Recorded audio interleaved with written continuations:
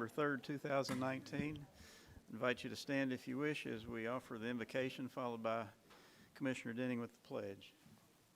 Father, we thank you for another wonderful day in our community, and we pray that you'll grant us wisdom as we deal with the issues before the city. Thank you for all that you are and do to us. In Jesus' name we pray. Amen. Amen.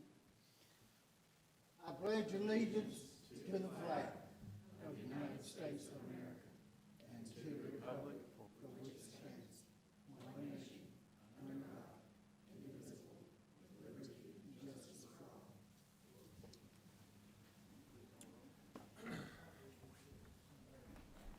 Commissioner Nash, absent. Commissioner Perigin. Here. Commissioner Beasley Brown. Here. Commissioner Denning. Here. Mayor Wilkerson. Here. In the order of awards and recognitions, do you have anything, Mr. Meisel? I do not, Mayor. I have this letter from the University of Kentucky Transportation Cabinet identifying 7 of our Public Works employees as Road Scholars or Road Masters. I'll read those names here to us. Jacob Boos, Derek Sanders, Charles Gray, Russell Smith, Eric Joyner, Derek Wood, and Brian Kinzer. And we want to congratulate them for their successful completion of Road Scholar or Road Master training. And when I say Road Scholar, that's ROADS. So we're excited for them, and thank you for their hard work in doing that. Anyone else have anything? Who do they work for? I don't know. You'd think their boss would have brought that to my attention, but I don't know. Mayor, I'd like to recognize the WKU ladies volleyball team for their accomplishments. It's pretty amazing, and we're going to be host to the first rounds of the NCAA tournament this week here in Bowling Green. Thursday night? Starts Thursday night, so I 10:00. encourage everybody to get out there and support them. It's really an amazing feat that they've accomplished. Anything else? Yes, we just want to remind everybody again for watching about our downtown Lights Up coming up this Friday. I think it's at 6. Before that, we will have our annual open house here from 3:30 to 5:30. And so a lot of stuff going on downtown this Friday afternoon, carriage rides, all kinds of stuff. There's going to be a big tent set up in the back parking lot with stuff for the kids, and 500 free Christmas ornaments to the first 500 visitors. So a lot of good stuff going on Friday night downtown for 4, 5, 6 blocks, wherever you go, every direction. So The crowd. Everybody's welcome. I was told today that there are around 200 plus white Christmas lights in Fountain Square Park alone. 100,000. 200,000, I'm sorry. I knew that. I said 1,000, not 200. 200,000, 250,000. Okay. Anything else? Do you have anything for us tonight, Mr. Meisel? there'll be a need for us to have a closed session. Ashley will read the reason. Pursuant to KRS 61.810(1)(f for discussions which might lead to the discipline or dismissal of employees without restricting the employee's right to a public hearing if requested. This exception shall not be interpreted to permit discussion of general personnel matters in secret. So moved. Perigin, second by B. Brown. Any discussion? Please call the roll. Perigin. Yes. Beasley Brown. Yes. Denning. Yes. Wilkerson. Will be a vote after that. Okay, approval of minutes for our regular meeting on November 19th, 2019. So moved. Second. Motion by Denning, second by Perigin. Any additions, deletions, or corrections? Please call the roll. Perigin. Yes. Beasley Brown. Yes. Denning. Yes. Wilkerson. Yes, municipal order 2019-203. Municipal order approving the probationary appointment of Ricky Parker to the position of Laborer 2 in the Public Works Department. So moved. Second. Perigin, second by Beasley Brown. Mr. Meisel? With the promotion of Mr. David Delp to Operations Manager in Public Works, that created an opening in a Labor 2 position. And I'd like to ask Tiger Tooley to come up and make the appropriate recommendation to fill this vacancy. Afternoon. Hi. So yes, I would like to present to you all the recommendation to appoint Ricky Parker to the position of Laborer 2 in the Public Works Department Operations Division. We had 49 applications received for this position after advertising. 9 of those applicants were interviewed. There was a panel of 4 that included David Delp, who's the Operations Division Manager, Gary Harden, which is the Crew Supervisor 2, Jeff Walden, who is a crew leader, and then myself. And after all the interviews, it was discussed that, decided that Ricky Parker would be the best suited for the position. He is currently an employee with our Parks Maintenance Department. A seasonal employee. He started in, I think, February, and has been with our Parks Department since then. Previously, he worked with a landscape company for 14 years, and was responsible for supervising a small crew, accounting, and maintaining their equipment. He graduated from Warren East High School and comes highly recommended by the Parks Maintenance Manager. Answer questions? Mr. Parker wasn't able to make it tonight. Oh, he was not able to make it. Please call the roll. Perigin. Yes. Beasley Brown. Yes. Denning. Yes. Wilkerson. Yes, Municipal Order 2019-204. Municipal order approving the probationary appointments of Jennifer Franklin and Catherine Sofield to the position of Communications Dispatcher in the Police Department. So moved. Motion by Perigin, second by Beasley Brown. Mr. Mizel. Currently have 5 vacancies in the dispatcher area, and this is such a critical position. You probably heard it before, but these people accept probably calls from people that are having probably the worst day of their life. And so anytime we can hire dispatchers, I'm very happy, because we tend to stay behind, and very happy that we're hiring a couple tonight. I'm going to ask Tiger to step back up and give you an overview of our recommendations for these 2 hires. Okay, so what we did previously, or earlier this year, we had hired 2 dispatchers previously earlier. I can't remember, let me see. I think it was like in March, we hired 2. So after interviews, we wanted to appoint 5. Usually we do dispatch recruiting twice a year, but with this previous cycle, we had 5 candidates that we wanted to extend a conditional job offer to.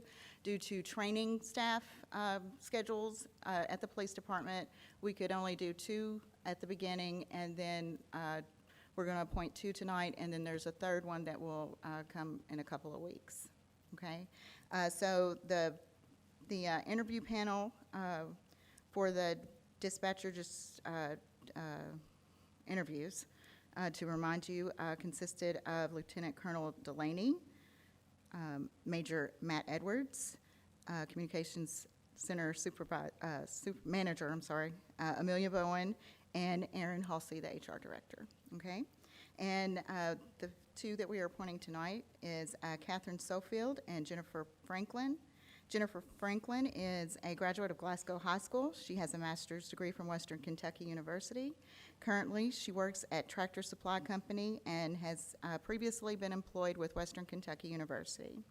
Catherine Sofield is a graduate of Bolton High School. She has a bachelor's degree from Latorno, I hope I'm saying that correct, University in Texas. She previously was employed at East West Partners Club Management in Chapel Hill, North Carolina, the Montessori Community School in Durham, North Carolina, Carolina Livery in Durham, North Carolina, and Child Services Associate in Chapel Hill, North Carolina. Neither one of the new dispatchers could join us tonight. So I'll present that to you for your vote. Comments or questions? Mayor, I have one question. So the 5 vacancies, these folks that you have recruited here are going to fill the 5, or it's 5 after you fill those first 2? So we'll have 2 more still open after this? That's correct. Yes. Okay. We'll have still 2 more open Okay. after that one. Yeah. Please call the roll. Perigin. Yes. Beasley Brown. Yes. Denning. Yes. Wilkerson. Yes, Municipal Order 2019-205. Municipal order approving a contract through cooperative purchase with Kenny Machinery Corporation of Indianapolis, Indiana, under Kentucky State Pricing Contract for the purchase of 3 Toro Workman HDX trucksters in the total amount of $78,830.94. So moved. Second? By Perigin, second by Beasley Brown. Mr. Mizel. As part of the FY20 budget, we did budget for some equipment for Parks and Rec, and tonight we are coming to you to ask permission to purchase 3 Toro Workman. 2 will reside at Crosswinds Golf Course to replace some old ones, and then the third one would be used at Fairview Cemetery. This is on a state pricing contract, and total amount was $78,830. These guys, these pieces of equipment run around $25,000 to $30,000 a piece, but ask for your approval to purchase these through the state pricing contract with Kenny Machinery. And Brent Belcher is here to answer any questions you may have on this. Questions? Perigin. Yes. Beasley Brown. Yes. Denning. Yes. Wilkerson. Yes. Municipal Order 2019-206. Municipal order authorizing a change order following negotiations after sealed bidding related to the contract with Brakefield Metal Works of Bowling Green, Kentucky for roof replacement at Public Works Operations Division, bid number 2020-07, in the amount of $3,500 for a total project cost of $53,495. So moved. Motion by Perigin, second by Beasley Brown. Mr. Mizel. So we contracted with Breckfield Metalworks for some roof work out at Operations on Lapsley Lane. Got into this job and found there was some rotten structural wood pieces, roof joist in the wood that needed replacement. We thought we could get this job done for under $50,000, but with the additional wood replacement and some structural repair. There was a 6x6 that needed replacing to support the building to get it back into what they call its structural integrity. We needed another $3,500, so we're coming to you tonight for this change order to finish off this job at a total cost of $53,495. So ask for your approval on this, and Greg Meredith is here to answer any of your questions on this job. Comments or questions? Call the roll. Perigin. Yes. Beasley Brown. Yes. Denning. Yes. Wilkerson. Municipal Order 2019-207. Municipal order accepting the Intermodal Transportation Authority Incorporated financial statements ending June 30th, 2019. So moved. Second. Perigin, second by Beasley Brown. Mr. Mizel. As you know, we have an agreement as part of our GO bond issue back in the day. I think in 2007 was the original issue. We had an agreement that the ITA would present their financials to us. And here we are tonight with the FY19 financials before us and the audit. Commissioner Perigin and I are on the ITA board. Katie and I also attend the ITA Finance Committee meetings, and we have seen this report. But we have Meredith Rosansky with us here tonight that can answer any of your questions, or if you prefer, can give you an overview, however you like. So, but we would ask for approval, acceptance of these financial statements. Lansky's here. Questions for? I think it would be great for just a really, really brief overview. One thing is there was no indications of any non-compliance in the financial statement. It is what they call an unqualified opinion, so it's a clean opinion. There were no instances of internal control deficiencies and no management letter of comments. So as clean an audit as you can get, that's how we like to do business. But we did have a very good year. We ended up the year, we've got about $18 million in total assets. We've got about, right now there's, between cash and investments, there's about almost $9 million in the bank account. We do have a large land purchase coming up, and so that will be decreasing in the coming months. And no major debt associated with the ITA other than the pass-through payments that the city and the county make on the bonds for us. We were up a little bit in county wage tax assessment from last year. If you look on page 12 of the audit, you'll see we went from $2 million in 2018 to $2.1 million. That is leveling out again in the current fiscal year due to some of our employers kind of getting their hiring under control. And then the other thing I would point out on there too is that lease income and lease expense line items on page 12. That is the payments related to those bonds. And so while the city and the county are jointly funding that bond issue, we do reflect the transaction of sort of the money going in and money going out. But the Trans Park is doing well. We are over 2,800 jobs out there currently, and we could not do it if it weren't for this entity and for this joint funding by the city and the county. So we greatly appreciate that. And what do you see for future growth out there?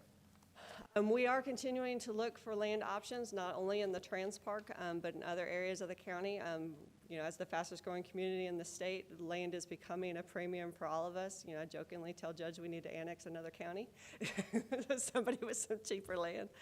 And we're also, you know, stripping out our utility infrastructure, and so trying to find flat land that's, you know, for an industrial purpose that has large utilities in place. It's coming very hard in our community, and so we're going to have to make some major investments coming up. So we're starting our cakewalks and brownie bake sales. Wasn't there a recent land purchase, though, that's going to allow for? That's what we're currently working on. Hope to close a portion of that next week. Sorry to let the cat out of the bag. That's okay. Any other comments or questions? What are we renting out for rental income? So when the Trans Park was originally founded, there were some houses that were part of the deal. So people would say, I would sell you my land, but you have to buy my house too. And so the houses that were on the parcels that have yet to be developed are being rented out, and that rental income is coming back. Also, there are some small farm leases on additional property that's out there. So some of the farmers, part of their deal when they sold the land to the ITA was that for a fee, they would be able to continue to farm it till such time as it was developed. Still have your former ITA office building? Yes, that is That's currently leased to rented the to- Goodwill Industries out there as well. Thank you, Meredith. Please call the roll. Perigin. Yes. Beasley Brown. Yes. Denning. Yes. Wilkerson. Can I say one more thing? Yes. Apologize. Completely unrelated to the ITA, but I wanted to personally thank all of you. The city and the county jointly fund a position at the chamber for our workforce coordinator, and that position, Sandra Baker, is who helps me with our SCK launch efforts. And the Friday before last, we had our 4th annual SCK launch experience event for 8th graders. That's the biggest event by far that we do every year. And we had over 3,500 8th graders from 14 school districts in 11 counties, almost 200 educators, and it was just an amazing event, and we could not do that without your support, so thank you. Municipal Order 2019-208. Municipal order authorizing the acceptance of a grant from the U.S. Department of Housing and Urban Development for funding under fiscal year 2019 Mainstream Voucher Program. So moved. Second.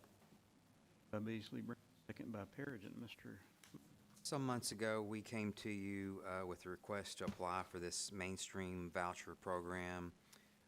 We originally went out and requested 100 vouchers for low-income, non-elderly persons with disabilities. We have recently found out that we are going to receive 30 vouchers that will total roughly $144,868 annually. These would be add to our 616 existing vouchers, bringing us to a total of 646 vouchers. So this is really great news. We were hoping, of course, we would like to have 100 more, but we got 30. But we're asking for your permission to accept these tonight. And again, these new vouchers will be designated for the low-income, non-elderly people with disabilities between the ages of 18 and 62 to add to our portfolio of vouchers. So ask for your permission to accept these, and Brent Childers is here to answer any questions you might have. Comments or questions? I appreciate being under 62, being non-elderly. Thank you. And I just want to thank Nick for the grant writing to make these possible. Seeing that we are increasing our affordable housing options for our citizens when we know that that is a big issue for a lot of our citizens. I'm grateful for your hard work to make that happen, and the whole Neighborhood and Community Services Department and the Housing Department. Thank you all for all your hard work. Anyone else? Please call the roll. Perigin. Yes. Beasley Brown. Denning. Yes. Wilkerson. Yes, municipal order 2019-209.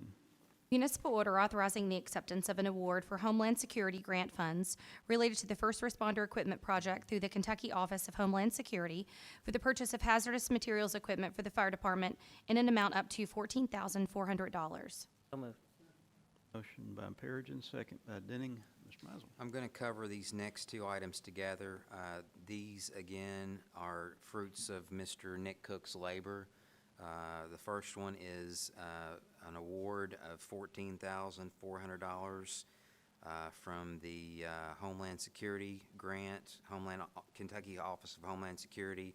This is for the fire department to purchase hazmat suits, personal protection gear, and Nick worked hard on this. It's going to get us 18 full-body suits for the fire department, and it's 100% funding with no match, so excellent work on that one. The next item, Municipal Order 2019-210, same program. It's it's from the U.S. Department of Homeland Security and through the Kentucky office.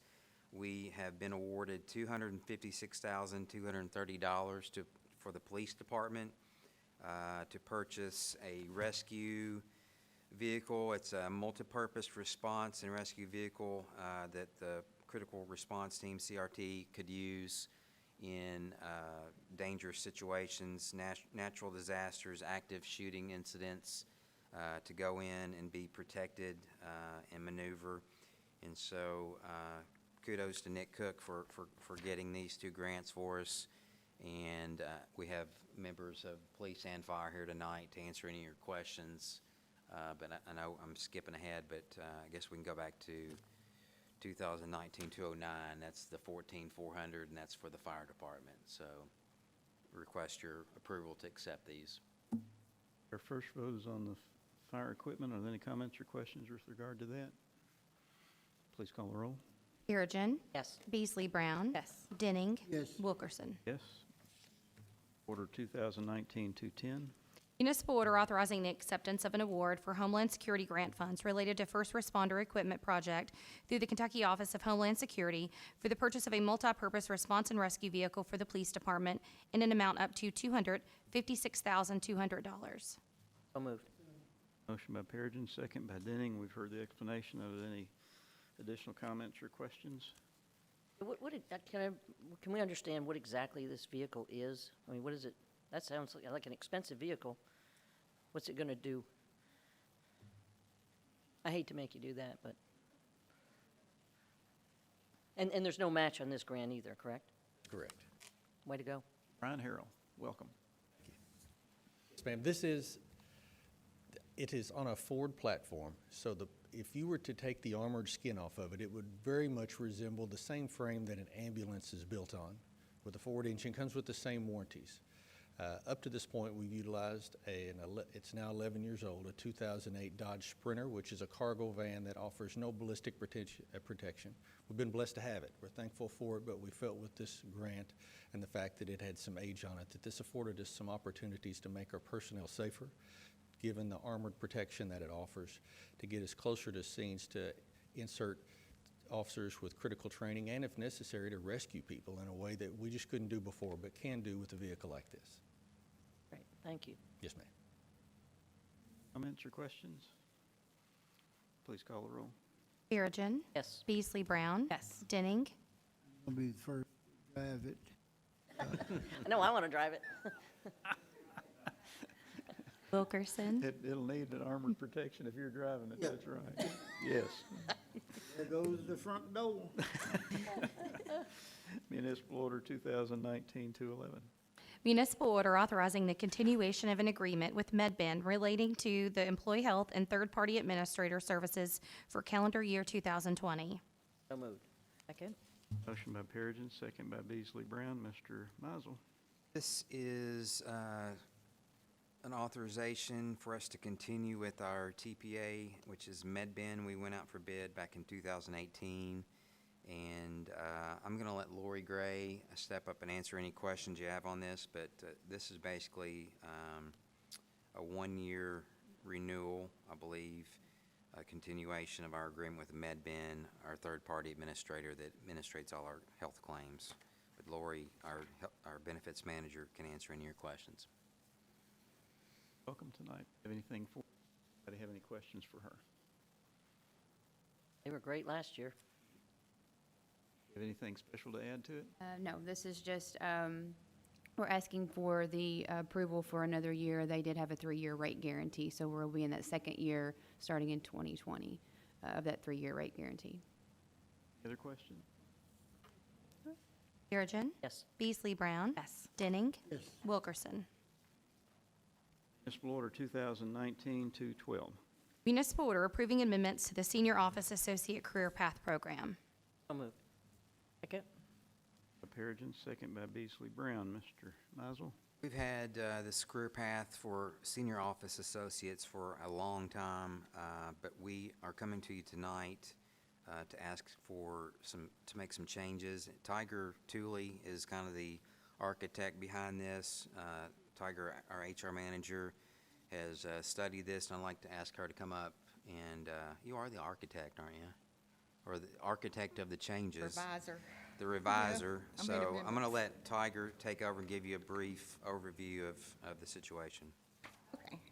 So, yes, as Jeff said, back in not too far ago, in March of 1999, we established, it was voted and approved for the establishment of the Senior Office Associate Career Path Program. It was kind of based off of the same programs that we had for Advanced Police Officer and Firefighter EMT2, whereas it required 4 years of experience and then some recommendations in order to qualify to test for the promotion. So after some years with technology and changes, the relevancies of the standard tests that were administered in the program needed to be revamped. There were some outdated assessments that were there that we no longer use. Okay, so when I reviewed the original career path program, some of the changes that I looked to make which was the eligibility requirements, where it was the 4-year requirement of experience. After looking at the other office positions that we have in the city, administrative assistant, executive assistant, the 4-year minimum experience requirement seemed to be too high. Administrative assistant is 3 to 5 years minimum requirement in order to qualify for that position. So I took the experience down to 2 years in order to be eligible to test for senior office associate. Okay. Also, previously, if you had some college credit hours that would be applicable to the position of office associate, it had to be could be used in that position, then it would count for 1 year. I removed that totally because of the 2 years. I didn't deem it necessary to have that qualify if it was just 2 years. And then another change was previously in the original, it was no disciplinary notice for a year in order to qualify. So we reduced that to 6 months. And that will make sense after I tell you how often we will do testing now. Initially, it's for 1 year. We would only offer it 1 year. So that would, the testing would take place in February or March with the promotion to go into effect with the new fiscal year. We've now changed that to testing will be offered twice a year, once in June and once in December. And that 6 months, no disciplinary action would qualify, would not eliminate somebody from testing the second time, okay? And then if an office associate does not pass their first test or their test, they can retest it the next time the test is offered. Also, instead of waiting for their promotion to go into effect with the next fiscal year, it would go into effect with the next Board of Commission meeting upon approval, and their promotion would go into effect the next day. Okay. So the testing now, initially it was all based out of human resources. They'd have to come in and test at our computers there. Now we're going to do online testing. Office associates have the ability to test in their office as long as it's uninterrupted, quiet, period, so it's fair. So they have the option to test at their desk in their comfort zone with their keyboard and familiarity with their equipment. One of the main things that, along with the testing standards that were changed, was acknowledging the differences in duties. Office associate is a generic title that the city has across many departments, and not all office associates perform the same duties. So an office associate that's in, for instance, the Public Works Department is not going to have the same duties and perform the same functions as one office associate in the Records Division at the Police Department. So acknowledging the two differences and coming up with standard tests to adequately rate and see their expertise in their areas was needed, and that's what prompted the split in testing that I'll explain later in a few seconds, and that was one of the recommended changes too. So on with that, all office associates will be tested on 3 standards. One of those would be keyboarding. That will include speed and accuracy. Proofreading, which I think is kind of important for every office associate to be able to do. And grammar. Initially, the 1999 version had 2 proofreading assessments on that. So I removed one of those and added the language arts aspect to it for all office associates. Then all office associates, except for the ones in the Records Division, will be tested on basic Excel knowledge and basic Word knowledge, because they should be familiar with data entry in those and utilizing those 2 software programs.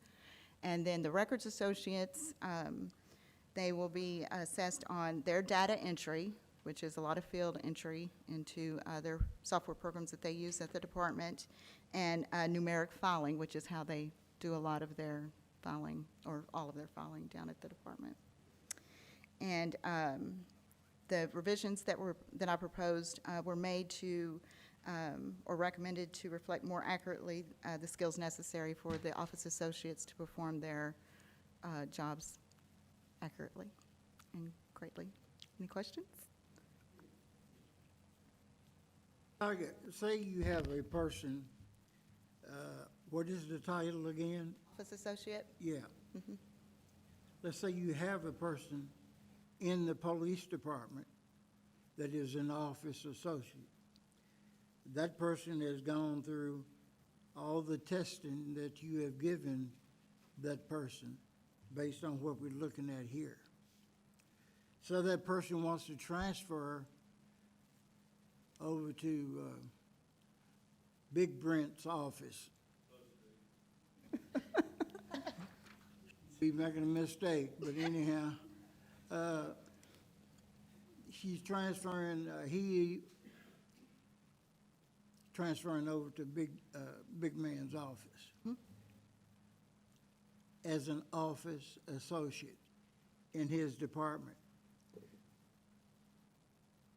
Is that person going to have to do testing in order to get in his department because of his office associate having a different work description? I see.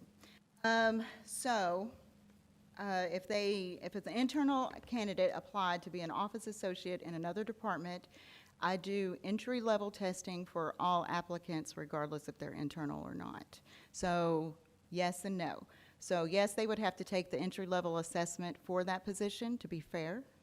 But if they were the ones selected for that position, they would retain their title of senior office associate, because that is a promotion of the person, not the position.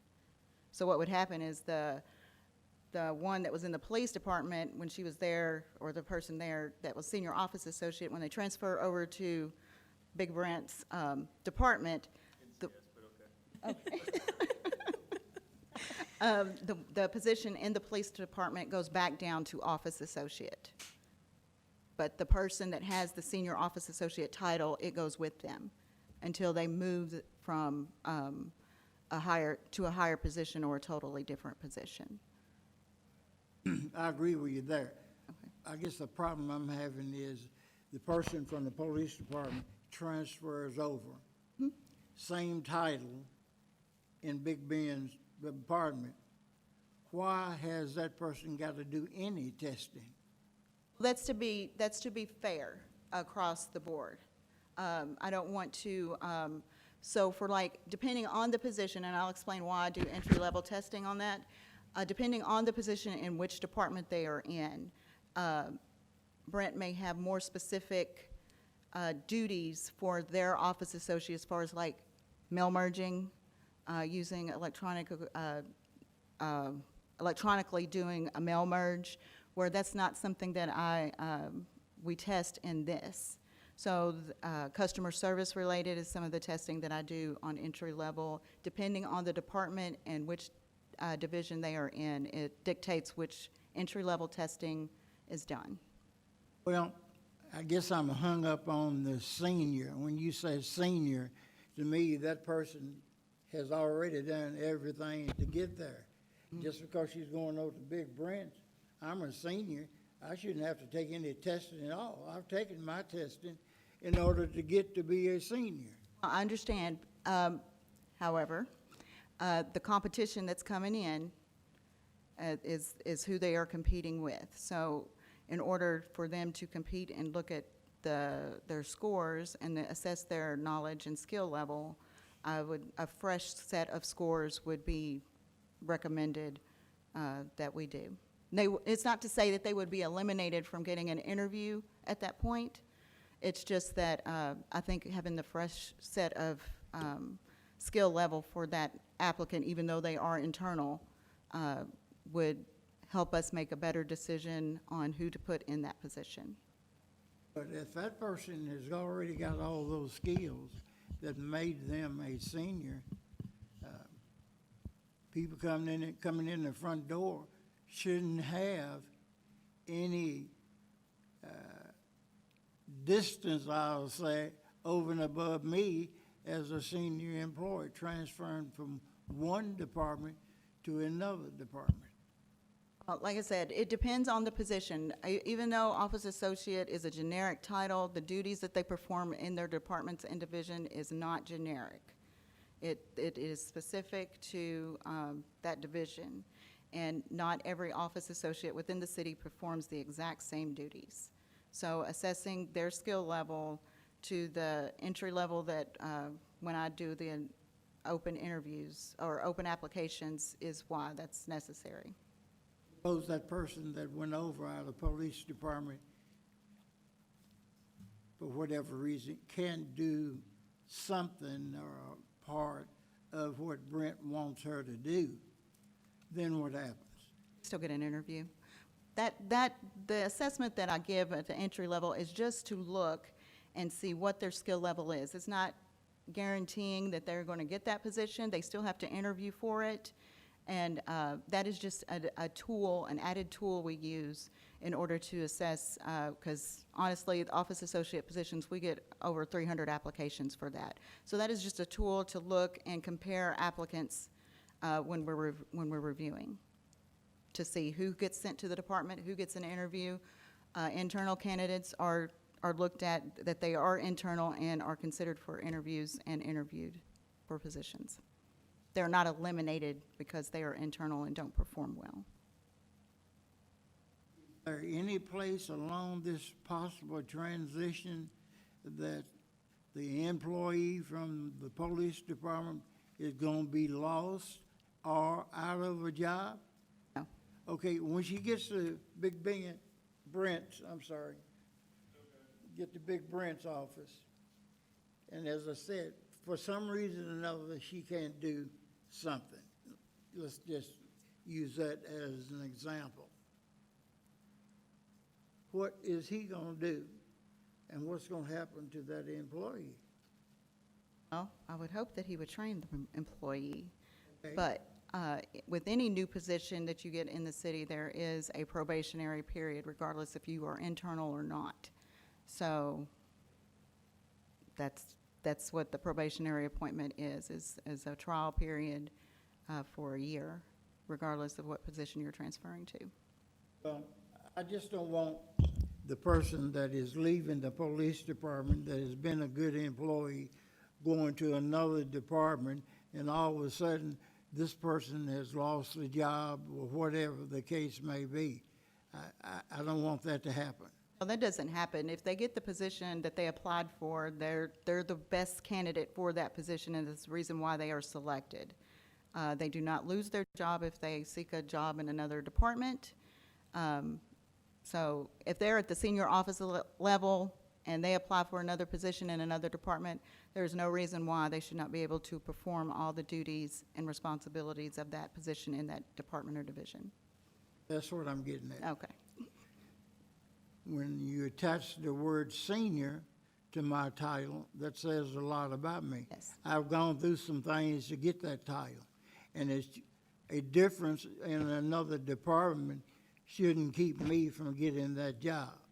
Right, but like I said, we're still going to assess you on your abilities, your skill level, and if there's specific job functions in that department for that position is what we also assess too, as far as customer service, abilities doing mail merges, depending on, NCS probably has massive mail merges, that mailings that they need to do, and you don't need somebody hand typing those on a label on a typewriter or handwriting those. You want them electronically printed out, and you can do that through Word and Excel. So that would be why we do that assessment. You know me, Tiger, you know, I've always got a problem. No, it's okay. Thank you. I love you regardless. That's what she said. Thank you. Okay. Any other questions? One question I had, that 1,000 kph keystrokes per hour? Yes. Okay. That is keystrokes per hour, so that's a data entry. That roughly equates to about 45 words per minute. Okay, so that is just keystrokes. It doesn't measure to words per minute. It's for data entry, it's keystrokes per hour. The basic is probably about 6,000, which is 30 words per minute. And I think at a senior office associate level, you should be at least at 45 to 50 words per minute, which is still kind of low, but it's still low. Better than me, so. Way better than me. You gotta I'm use those impressed. home keys. I'm impressed. Okay, did you have a question, Dana? Any other comments or questions? Please call the roll.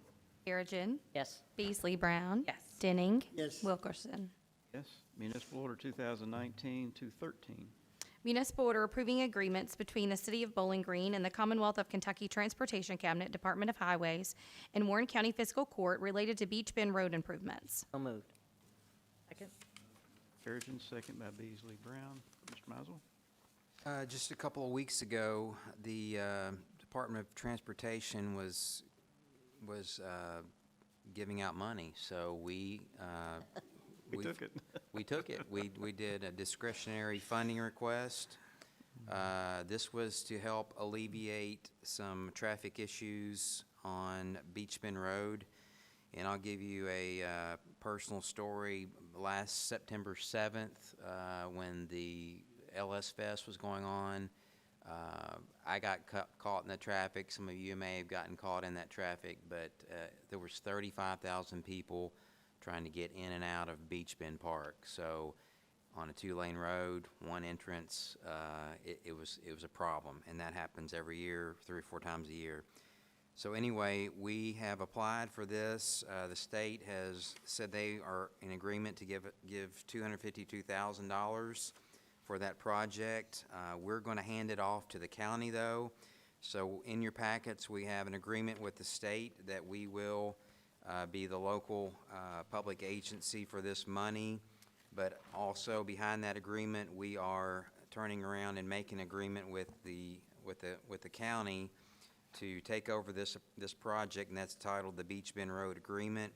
In that agreement, the county is pledging or agreeing to assume all responsibilities for this road project, completing it, spending in the 252 in a responsible manner, assuming responsibility of the maintenance of that road in perpetuity, and following all state specifications for the road. They're also agreeing to be responsible for the submission of all requests for reimbursement and payment of all costs for consultants, contractors, subcontractors, and any parties related to this project. City under page 2, indemnification, the city it shall have no debt duties or responsibilities as it relates to the state agreement. We were basically assigning the whole state agreement over to the county with this agreement, and they're going to indemnify and hold us harmless on anything related to this project. So 2 agreements in your packet, one between us and the state to receive the $252,500 for Beach Bend Road, and then again, the second agreement between us and the county for the county to manage and complete this project. I think Greg is here. He's familiar with some of this, and I'll try to answer any of your questions too that you might have.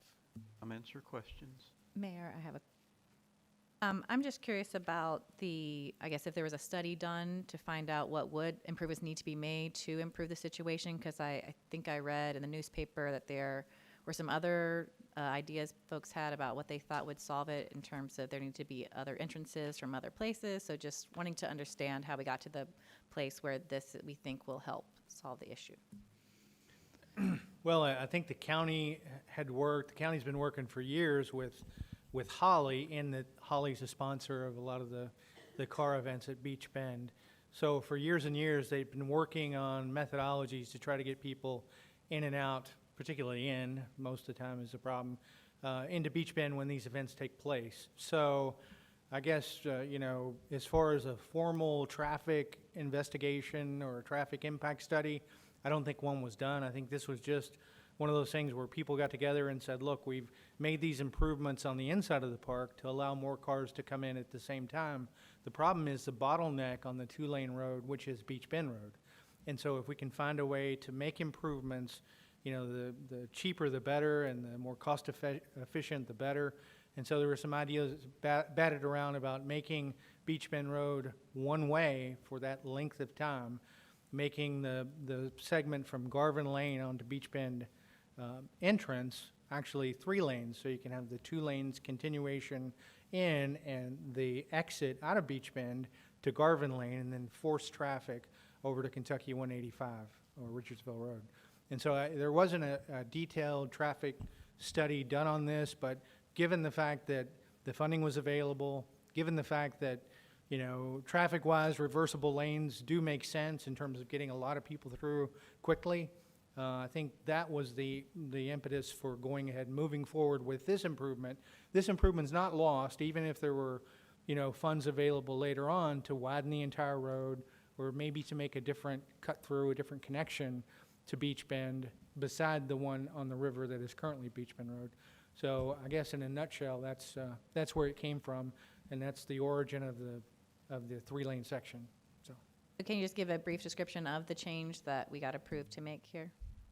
sorry. Can you give a brief description of the change that was approved? Sure, sure. Yeah. It goes, there's a section of about 1,200 feet between Garvin Lane and Beach Bend entrance that's going to be improved. It's going to be changed from a 2-lane roadway existing to a 3-lane road.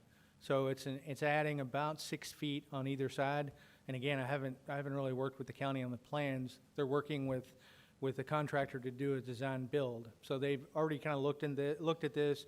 They've looked at some of the utilities that need relocating. So it's just that short stretch, converting it from a 2-lane to a 3-lane. Comments or questions? Please call the roll.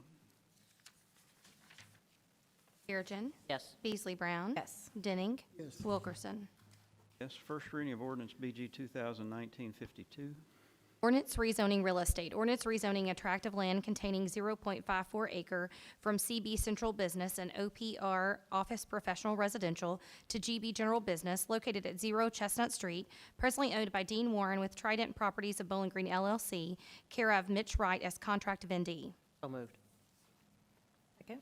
Motion by Perigin, second by Beasley Brown. First reading of a unanimous recommendation from Planning and Zoning. Are there any comments or questions? Yes, sir. Yes, sir. Dan, will you approach the bench, please?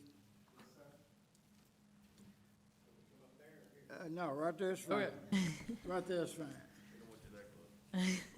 What we got going on here, is this the lot, parking lot that Citizen Bank used to have open, well, I don't remember, it's a vacant lot. yeah. Yeah. Okay, It's a vacant lot that would be an infill construction that would fill in that space, that empty space, and would retain some of that parking as well.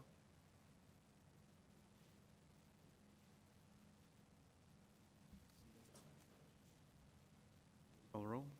Perigin. Yes. Beasley Brown. Yes. Denning. yes, Wilkerson. Yes. First reading of ordinance BG 2019-53.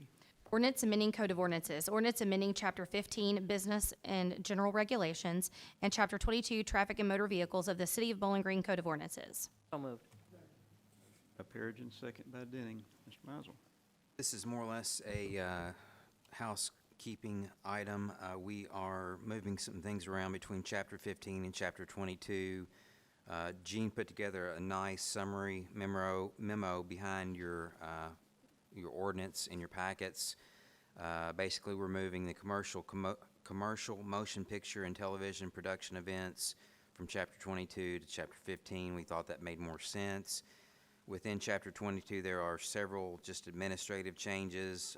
We cover some parking rules, regulations in 22-4, but Chapter 22-8 deals with bicycles, and then Chapter 22, Section 11, deals with the operation of commercial parcel delivery low-speed vehicles like UPS use during the busy seasons. So Gene has worked on this along, I'd like to thank Ashley as well. There was a big group of city staff that worked on these amendments to these two chapters. Took us a while, but it's finally complete, and like to thank Gene for putting it all together, and I'll let him answer any questions you may have. Comments or questions? Mayor, I have a question. What is a commercial parcel delivery low-speed vehicle? That's like the UPS trucks you now see at Christmas time. They're operating like golf carts. They're just like golf carts. For quite a while, we've allowed golf carts to operate on the city streets. The General Assembly a couple of years ago, or a year or so ago, came in, created a new statutory authority for these low-speed commercial, just like the golf carts, except they have UPS packages. I don't say just UPS because others can do it as well, but that's what these are. It's like those you now see, particularly this time of year, the little small ones like the golf carts. And like I said, there's lots of restrictions. They're on streets, it has to be residential streets only, 35 miles an hour only from sunrise to sunset. So they're quite a bit of the same requirements as the golf courses, but that's what they are. They have to have headlights and turn signals? Yes, they have feature I requirements think we as have well. one at Yeah. Hyatt. And that mirrors the language at the state level in terms of the sundown. Almost every word that came out of this came out of the state statute. The state statute just told local authorities that if you want to allow these, you can. So I kind of pretty much mirrored the language out of the state statute. Comments or questions? Call the roll. Perigin. Yes. Beasley Brown. Yes. Denning. yes, Wilkerson. Yes. And second reading of ordinance BG 2019-51. Ordinance relating to classification pay schedule. Ordinance amending the classification pay schedule G for general classified employees of the City of Bowling Green for fiscal year 2020. So moved. Second? Perigin, second by Beasley Brown, and second reading of a reclassification of a vacant position in environmental tech. Any other comments or questions? Please call the roll. Perigin. Yes. Beasley Brown. Yes. Denning. yes. Wilkerson. Laney, check, we have no people signed up for public comments. I think we're all home folk here, including Wes. You don't count. We'll be going into closed session, and we'll have a vote coming out. We'll have.